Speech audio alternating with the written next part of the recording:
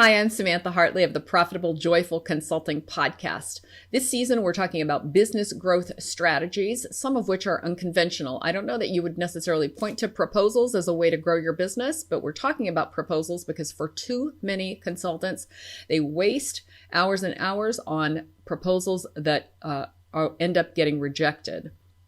So what I want to do is talk to you about how to ensure that your proposals get a yes almost every time, what you can do to do that. And that will definitely grow your business if you get more proposals to yes.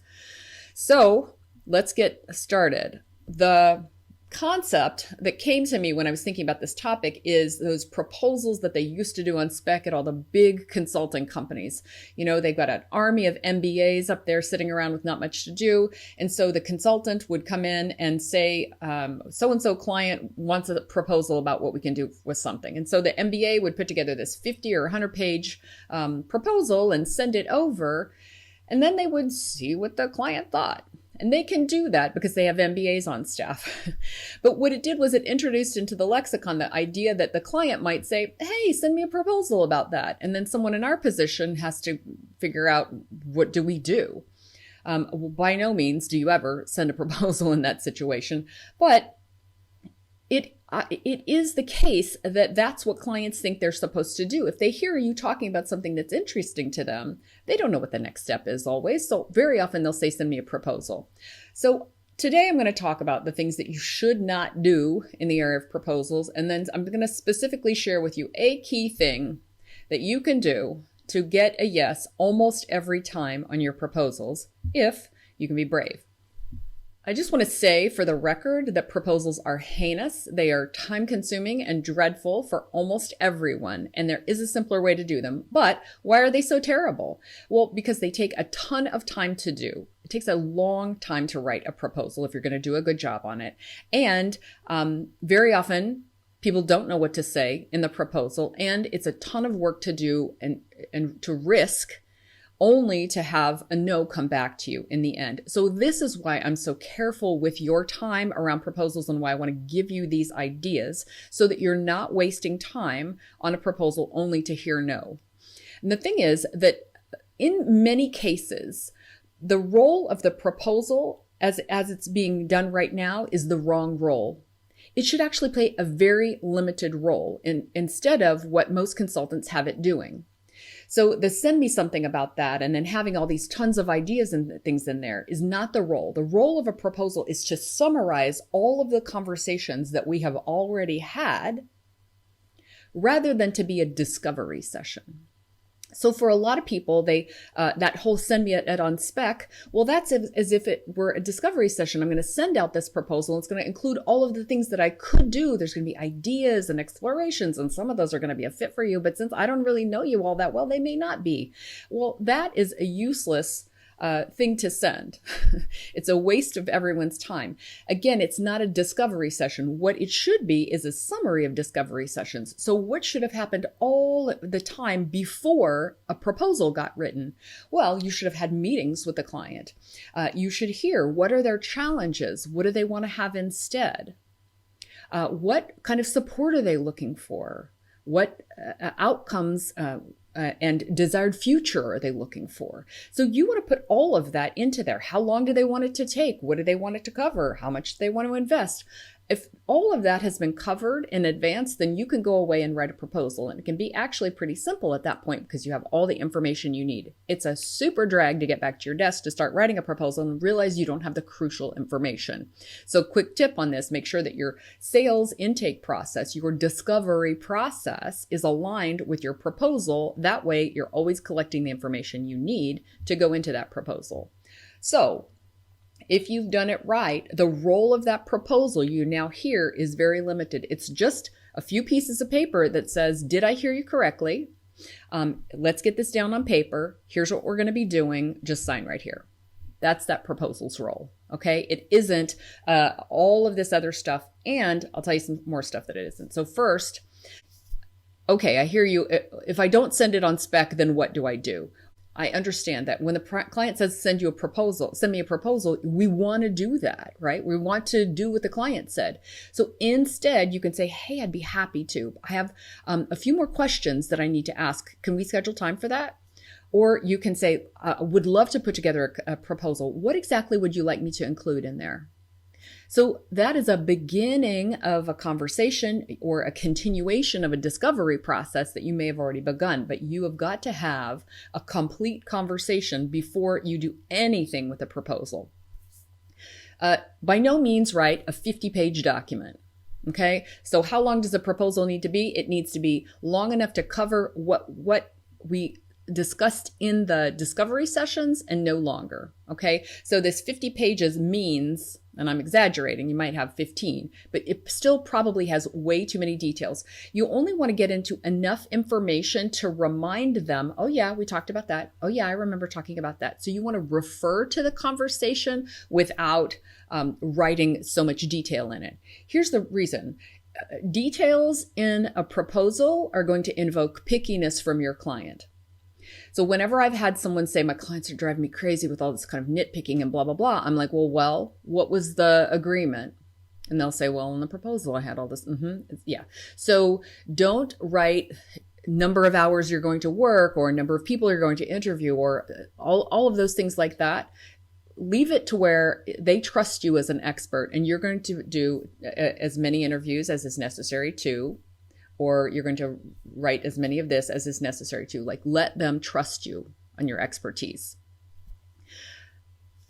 I also like to put in the proposal anything where we may have had issues with in the past. So if there's boundaries, problems that I've had with other clients or that I suspect I might have with this client, I might want to address that in this proposal in terms of like what I refer to scope issues. If you've had scope creep in the past, you can be very clear about what the scope is or isn't in this document.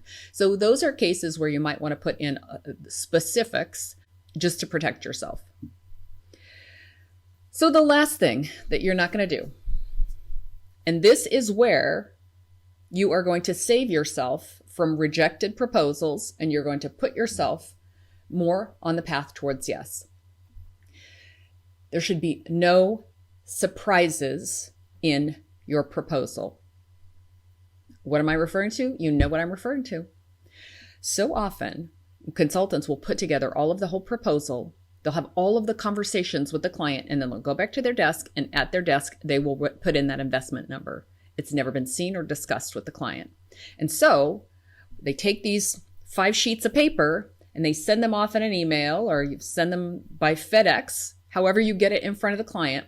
And then you, metaphorically, run and hide behind that boulder like Wile E. Coyote blowing up the Roadrunner. You put your fingers in your ears and you wait for the bomb to go off remotely. That's the moment that the client will see the price on this thing. And that's the reason why so many proposals get rejected is because the price is delivered remotely. Somewhere in the universe, the client is opening the proposal, seeing the price, having sticker shock, and dying. And then the conversation goes nowhere. Always deliver the investment number in person or on the phone or by Zoom live. That way you can manage their reaction and talk them through the process of coming to peace with that price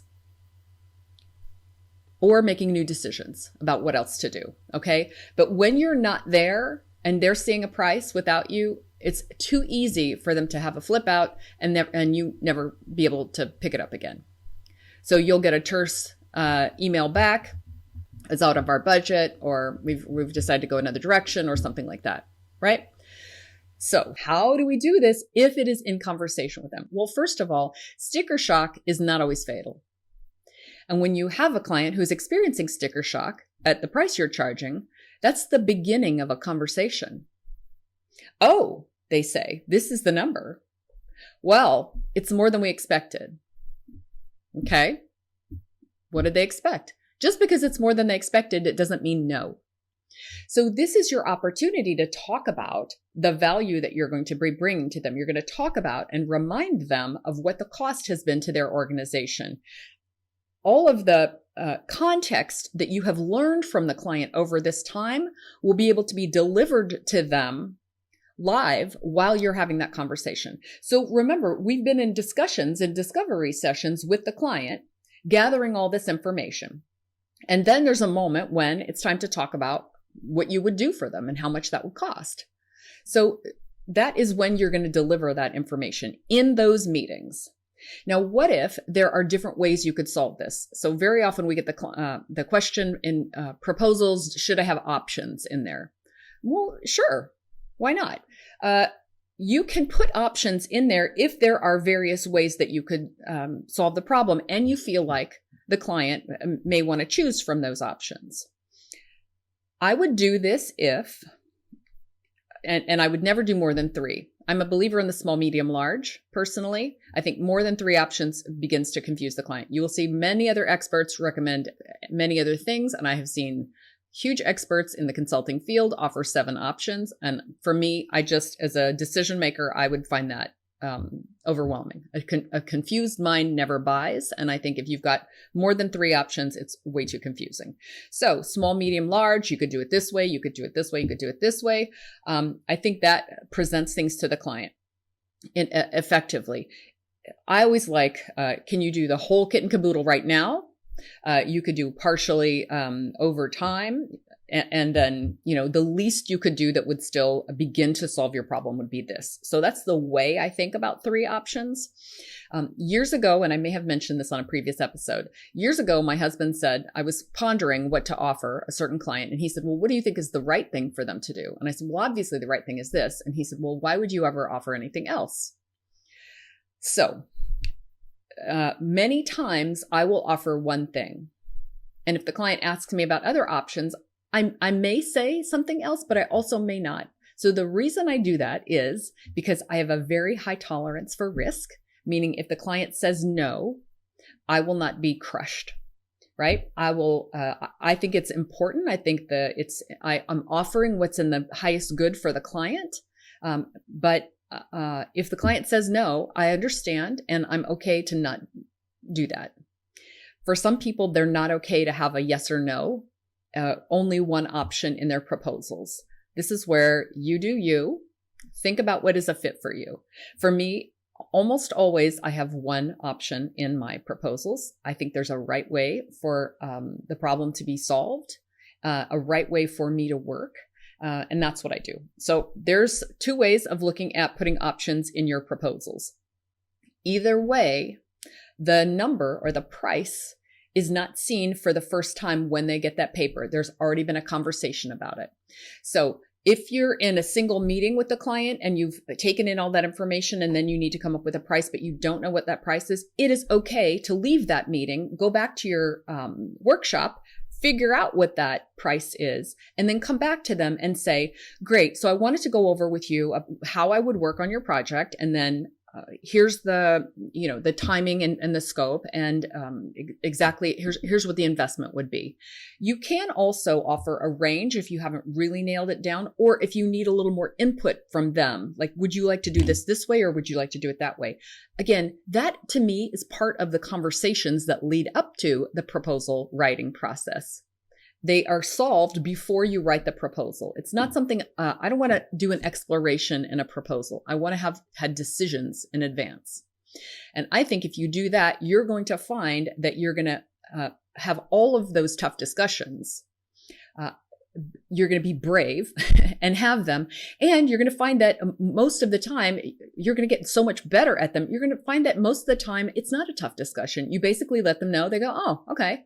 That's more than we thought. Or, oh, that's just that works with our budget. Great.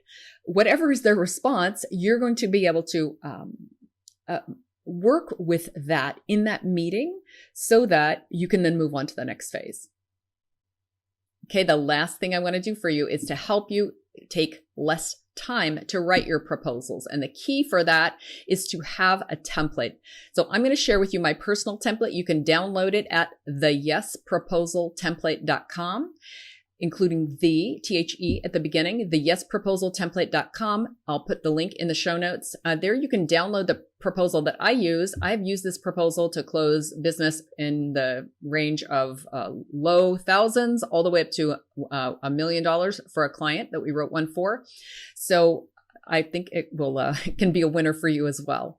My intention for you is that the proposals process becomes light, easy and in flow. So with that, I want to wish you a profitable and joyful consulting business, and I will talk to you next time. Thanks for watching. Please like this video, subscribe to the channel, and click the bell to get video updates. Thanks.